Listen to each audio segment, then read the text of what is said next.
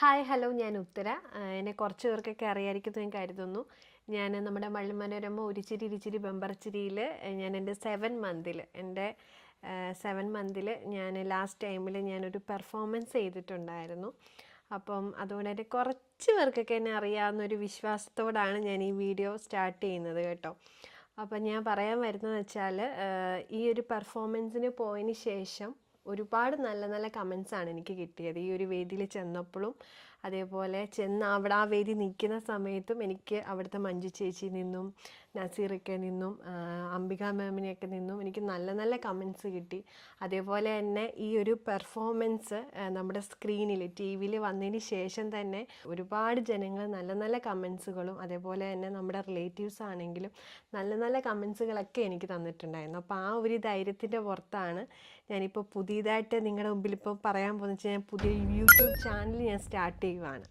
അപ്പം അതിനെപ്പറ്റിയും അപ്പോൾ ഞാൻ ഇതിനെപ്പറ്റി സ്റ്റാർട്ട് ചെയ്യാൻ പോവാണ് എന്ന് പറഞ്ഞപ്പം എൻ്റെ കൂടെ കുറച്ച് പേര്, എല്ലാവരും ഉണ്ടോയെന്ന് ചോദിച്ചാൽ കുറച്ച് ആൾക്കാർ എന്നെ സപ്പോർട്ട് ചെയ്ത ആൾക്കാരൊക്കെ ഉണ്ട്.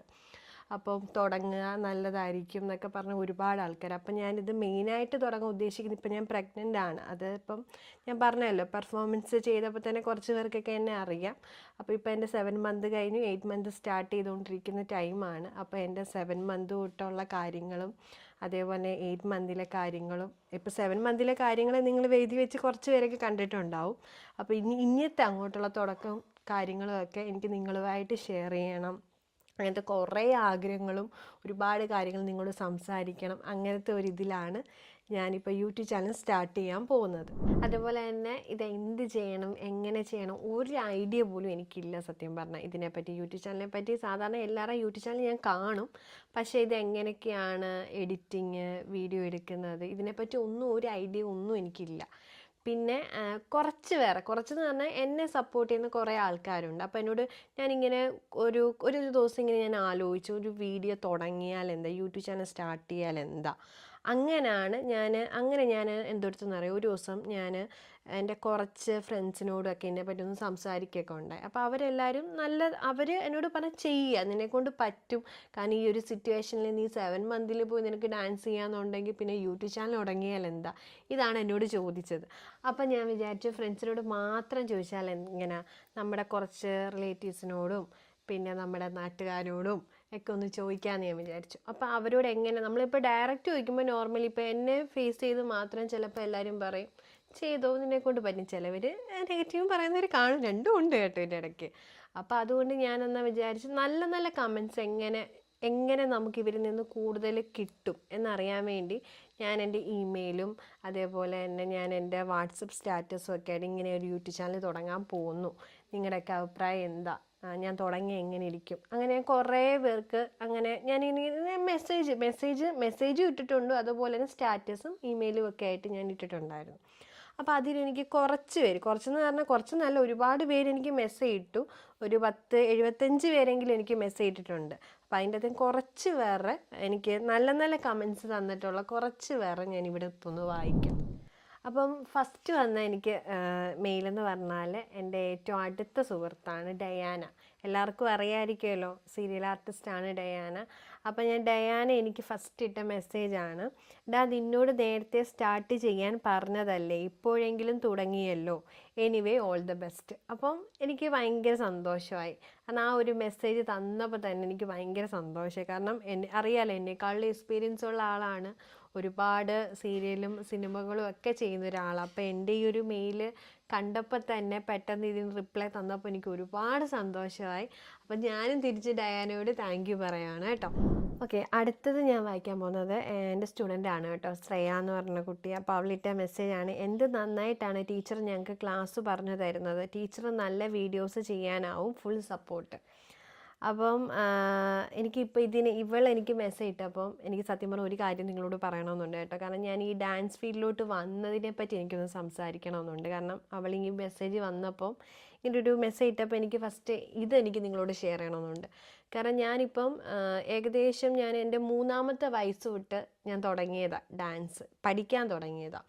അപ്പം ഭരതനാട്യം ഈ 3ാമത്തെ വയസ്സിൽ ഭരതനാട്യം, മോഹിനിയാട്ടം, കുച്ചിപ്പുടി അല്ലല്ലോ, നമ്മൾ ഫസ്റ്റ് അടവുകളാണ്, ബേസിക് അടവുകളാണ് നമ്മൾ പഠിക്കുന്നത്.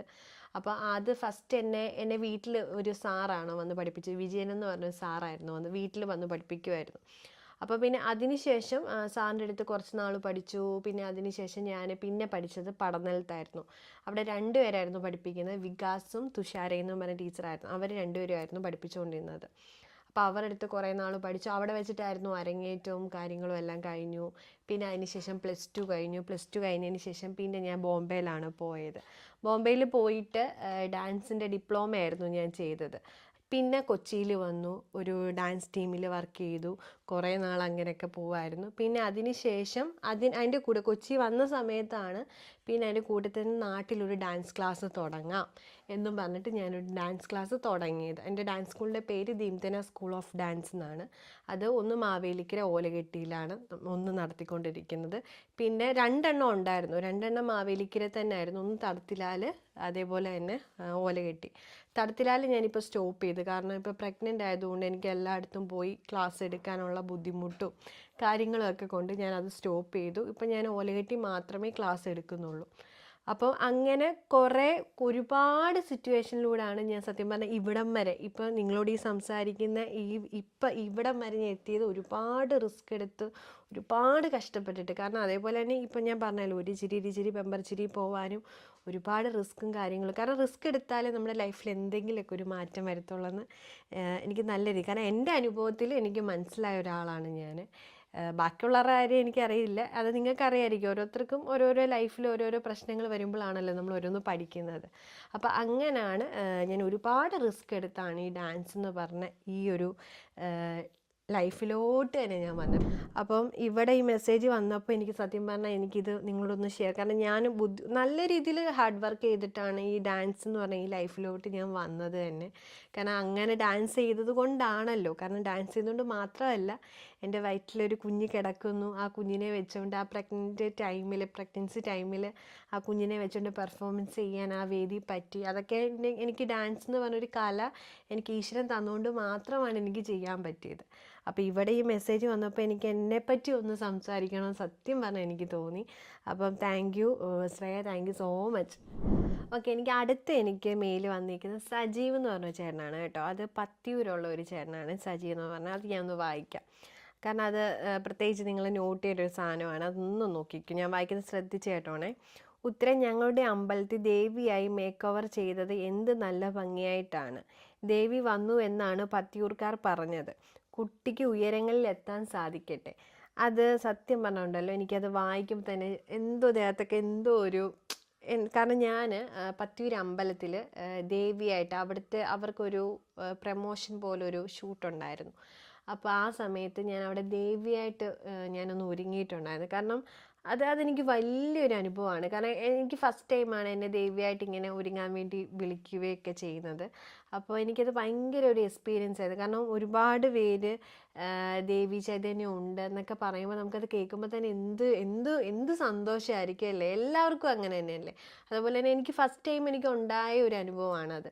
കാരണം അവിടെ നിന്നാണ് സത്യം പറഞ്ഞാൽ തുടക്കം. പറയുമ്പോൾ നമ്മൾ എല്ലാം പറയണമല്ലോ. അവിടെ നിന്നാണ് സത്യം പറഞ്ഞാൽ ആ ഒരു ദേവിയുടെ ആ ഒരു വേഷമൊക്കെ കെട്ടി ആ അമ്പലത്തിന് ചുറ്റും ഞാനൊരു ദേവിയായിട്ടൊക്കെ നടക്കുന്നതും ഒക്കെ ആലോചിക്കുമ്പോൾ എനിക്ക്, കാരണം ഒരു ദേവിയാവാം എന്തായാലും നമുക്ക് ഒറിജിനൽ നമുക്കൊരു ദേവിയാവാൻ ആർക്കും പറ്റില്ല. ദൈവങ്ങൾക്ക് മാത്രമേ അത് പറ്റൂ, വേറെ ആർക്കും അത് പറ്റില്ല. അപ്പോൾ എനിക്ക് അങ്ങനെ ഒരു അവസരം തന്നതിന് എനിക്ക് ഒരുപാട് നന്ദിയുണ്ട്. പ്രത്യേകിച്ച് ഞാൻ പറയേണ്ടത് പത്തിയൂർ അമ്മയോട് തന്നെ, അല്ലാതെ എനിക്ക് വേറെ ആരോടും അതിനെപ്പറ്റി പറയാനില്ല. സത്യം പറഞ്ഞാൽ അത്രയ്ക്ക് നല്ലൊരു അനുഭവമായിരുന്നു അത്. കാരണം ആ വേഷവും കാര്യങ്ങളും ആ മേക്ക് ഓവർ എനിക്ക് പ്രത്യേകിച്ച് ചെയ്തു തന്നത് നമ്മുടെ സൂരജ് എന്ന് പറഞ്ഞ, കോട്ടയത്തുള്ള സൂരജ് എന്ന് പറഞ്ഞ ഒരു മേക്കപ്പ് ആർട്ടിസ്റ്റ് ചേട്ടനാണ്. കാരണം നല്ല രീതിയിലാണ് ആ ചേട്ടൻ എനിക്ക് ആ മേക്ക് ഓവറും എല്ലാം എനിക്ക് ചെയ്തു തന്നത്. അതേപോലെ തന്നെ എൻ്റെ കൂടെ ആ സമയത്ത് നിന്ന് വർക്ക് ചെയ്ത ക്യാമറാമാൻ ആണെങ്കിലും എല്ലാവരും നല്ല സപ്പോർട്ടുമായിരുന്നു. കാരണം എനിക്ക് ആ ഒരു ചാൻസ് തന്നതിന് ഞാൻ ഒരുപാട് നന്ദി പറയുന്നു. പിന്നെ അവിടുത്തെ നാട്ടുകാരിൽ നിന്ന് എനിക്ക് നല്ല നല്ല കമൻസ് ആണ് കിട്ടിയത്. അതിലൊരാളാണ് കേട്ടോ എനിക്കിപ്പോൾ ഇട്ട മെസ്സേജ്. ഇതിനെപ്പറ്റി തന്നെ വേറെ ആൾക്കാരും എനിക്ക് മെസ്സേജ് തന്നിട്ടുണ്ട്. അപ്പം നമുക്ക് വായിക്കാൻ പറ്റില്ല. എന്തായാലും ആ സജീവ ചേട്ടന് ഒരുപാട് നന്ദി. കാരണം എനിക്ക് എന്നെ ഓർത്ത് വെച്ചല്ലോ. കാരണം എന്നെ ഓർത്ത് വെച്ചിട്ട് ഈ ഒരു സിറ്റുവേഷനിൽ ഇങ്ങനൊരു മെസ്സേജ്, കാരണം ഇതിപ്പോൾ കഴിഞ്ഞിട്ട് എനിക്ക് തോന്നുന്നു ഏകദേശം പറയുവാണെന്നുണ്ടെങ്കിൽ 1 കൊല്ലം കഴിഞ്ഞു. ഈ 1 കൊല്ലം കഴിഞ്ഞിട്ട് പോലും ആൾ എന്നെപ്പറ്റി ഇപ്പോഴും ഓർത്തിരിക്കുന്നുണ്ട്. അപ്പോൾ അതുകൊണ്ട് എനിക്ക് ഒരുപാട് നന്ദി. Thank you so much. Okay, അടുത്ത എനിക്ക് മെയിൽ വന്നിരിക്കുന്നത് എൻ്റെ ബെസ്റ്റ് ഫ്രണ്ടാണ് കേട്ടോ, സൂരജ് എന്ന് പറഞ്ഞിട്ട്. അപ്പോൾ അവനിട്ട മെസ്സേജ് ഞാൻ ഒന്ന് വായിക്കാം മെയിൽ കേട്ടോ. ഒരു ചിരി ഇരുചിരി ബമ്പർ ചിരിയിലെ അവതരണം നന്നായിരുന്നു, കണ്ണു നിറഞ്ഞുപോയി, നിറവയറിൽ നൃത്ത ചുവടുകൾ കലക്കി. അവനിട്ടൊരു മെസ്സേജാണ്. അപ്പം അതിനെപ്പറ്റി പറയാനാണെന്നുണ്ടെങ്കിൽ എന്താ പറയണ്ടേ, സത്യം പറഞ്ഞാൽ എൻ്റെ കണ്ണ് നിറഞ്ഞു പോയി. അത് എൻ്റെ ആ പെർഫോമൻസ് കണ്ട പകുതി ആൾക്കാർക്കും അത് മനസ്സിലായിട്ടുണ്ടാവുമല്ലോ. കാരണം ഒരുപാട് റിസ്ക് എടുത്തിട്ടാണ് സത്യം പറഞ്ഞാൽ ഈ ഒരു സിറ്റുവേഷനിൽ ഞാൻ അവിടെ ചെന്നത്. കാരണം ഇപ്പം ഞാൻ പറഞ്ഞായിരുന്നല്ലോ, കുറച്ച് പേര് നമ്മളെ സപ്പോർട്ട് ചെയ്യാൻ കുറച്ച് പേരുണ്ട്, കുറച്ച് പേര് സപ്പോർട്ട് ചെയ്യത്തില്ല, അങ്ങനത്തെ ആൾക്കാർ. പക്ഷേ ഞാൻ സപ്പോർട്ട് മാത്രം നോക്കിയിട്ടല്ല പോയത്. ഞാൻ എന്നിലൊരു വിശ്വാസം വെച്ചിട്ട് മാത്രമാണ് ഞാൻ ആ വേദിയിൽ പോയി പെർഫോമൻസ് ചെയ്തത് തന്നെ. കാരണം കുറച്ച് പേര് മതി. എനിക്കിപ്പോൾ ഒരുപാട് പേര് എന്നെ സപ്പോർട്ട് ചെയ്യണമെന്ന് എനിക്ക് ഒരു ആഗ്രഹവും ഇല്ല. ഒരാളെങ്കിൽ ആ ഒരാളുടെ സപ്പോർട്ടിലാണെങ്കിൽ ഞാൻ പോകും. എനിക്ക് ഒരു പ്രോബ്ലം ഒന്നുമില്ല. കാരണം ഞാൻ ആ വേദിയിൽ ചെന്നു, പെർഫോമൻസ് ചെയ്തു. കാരണം ആ ഡോറ് തുറന്ന് ആ വേദിയിലോട്ട് കയറുന്ന സമയത്ത് എനിക്ക് സത്യം അന്നേരം എൻ്റെ കണ്ണ് നിറഞ്ഞു. പിന്നെ എനിക്ക് ചിലപ്പം നമ്മുടെ കണ്ണ് നിറയുമ്പോൾ നമ്മുടെ കുട്ടികളും ചിലപ്പം അവർക്കും ചിലപ്പോൾ ഒരു വിഷമം വരും. ടീച്ചറിന് വിഷമം വരുന്നു. അപ്പോൾ ചിലപ്പോൾ അവർക്കും നമുക്ക് 1.5 മിനിറ്റ് പെർഫോമൻസ് ഉള്ളൂ.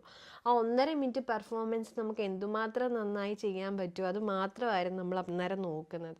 പക്ഷേ പെർഫോമൻസ് കഴിഞ്ഞതിന് ശേഷം എനിക്ക് പിടിച്ച് നിൽക്കാനേ പറ്റിയില്ല. ഞാൻ നല്ല രീതിയിൽ അവിടെ കരയൊക്കെ ചെയ്തു. പക്ഷേ ആ കരച്ചിലിൽ എന്താ പറയുക, മഞ്ജു ചേച്ചി, നസീർക്ക, പിന്നെ അംബിക മാം, പിന്നെ കാർത്തിക് സൂര്യ, ഇവരൊക്കെ അതിൻ്റെ അകത്തൊരു ഡയലോഗുണ്ട്. കാർത്തിക് പ്രത്യേകിച്ച് ചോദിക്കും, എന്തിനാ കരയുന്നത്? അതിൽ തന്നെ ഒരു വല്ലാത്തൊരു ഫീലായിരുന്നു എനിക്ക്. കാരണം അത്രയ്ക്ക് ഞാൻ ഒരുപാട് റിസ്ക് എടുത്ത് പോയ ഒരു പ്രോഗ്രാമാണ് ഒരു ചിരി ഇരുചിരി ബമ്പർ ചിരി എന്ന് പറഞ്ഞ പ്രോഗ്രാം. പിന്നെ അന്ന് ഞാൻ വേദി വെച്ച് പറഞ്ഞു, എനിക്ക് താങ്ക്സ് മെയിനായിട്ട് പറയാനുള്ള അബി എന്ന് പറയുന്ന ഒരാളാണ് അതിൻ്റെ അകത്തെ.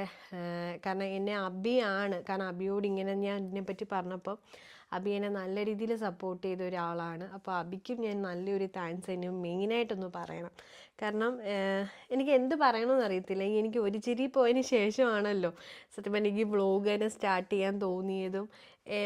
ഒരുപാട് ലൈഫിൽ ഒരുപാട് ചേഞ്ച് എനിക്ക് ഉണ്ടായിട്ടുണ്ട്. ഈ ഒരു വേദി പോയതുകൊണ്ട് ഒരുപാട് ചേഞ്ചും.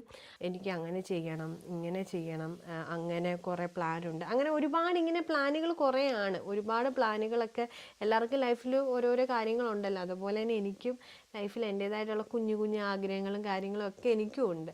അപ്പം അങ്ങനെ ഒരുപാട് പ്രതീക്ഷയുടെ പുറത്താണ് പോയത്. പക്ഷേ എനിക്ക് സത്യം പറഞ്ഞാൽ കിട്ടിയുണ്ടല്ലോ, ഞാൻ പ്രതീക്ഷനേക്കാളും വലിയൊരു എക്സ്പീരിയൻസ് ആണ് എനിക്ക് ആ വേദി കിട്ടിയത്. സത്യം പറഞ്ഞാൽ അത്രയ്ക്ക്. കാരണം എൻ്റെ കുഞ്ഞിനെ എനിക്ക് ഈ ഒരു സിറ്റുവേഷൻ, നാളെ ഈ കുഞ്ഞ് വരുമ്പം, ഇപ്പോൾ കുഞ്ഞിനിപ്പോൾ കുഞ്ഞിന് ഒരു 3 വയസ്സൊക്കെ കഴിയുമ്പോൾ തന്നെ കുഞ്ഞിനെ തന്നെ കാണാൻ എൻ്റെ അമ്മയാണ്. അതേപോലെ തന്നെ എൻ്റെ റിലേറ്റീവ്സ് 2 പേരുണ്ട് കേട്ടോ. ഒന്ന് ദിബിന, പിന്നെ രജിത. അവരെൻ്റെ ചേച്ചിമാരാണ് കേട്ടോ. അപ്പോൾ എനിക്കിട്ടൊരു മെസ്സേജ് ഞാനിപ്പോൾ വായിക്കാം. കാരണം 2 പേരും എനിക്ക് മെയിൽ ഇട്ടേക്കുന്നത് സെയിം ആയിട്ടുള്ള ഡയലോഗ്. അപ്പോൾ അതുകൊണ്ടാണ് ഞാൻ 2 പേരുടെ പേര് പ്രത്യേകിച്ച് എടുത്ത് പറയുന്നത്. അപ്പോൾ ഞാൻ ഒന്ന് വായിക്കാവേ. നിൻ്റെ ഡെയിലി ലൈഫ് തന്നെ നീ വ്ളോഗായിട്ട് ചിത്രീകരിക്ക്, അത് നല്ലതല്ലേ? എന്തായാലും വീഡിയോസ് ഇട്ട് തുടങ്ങ്, ആശംസകൾ.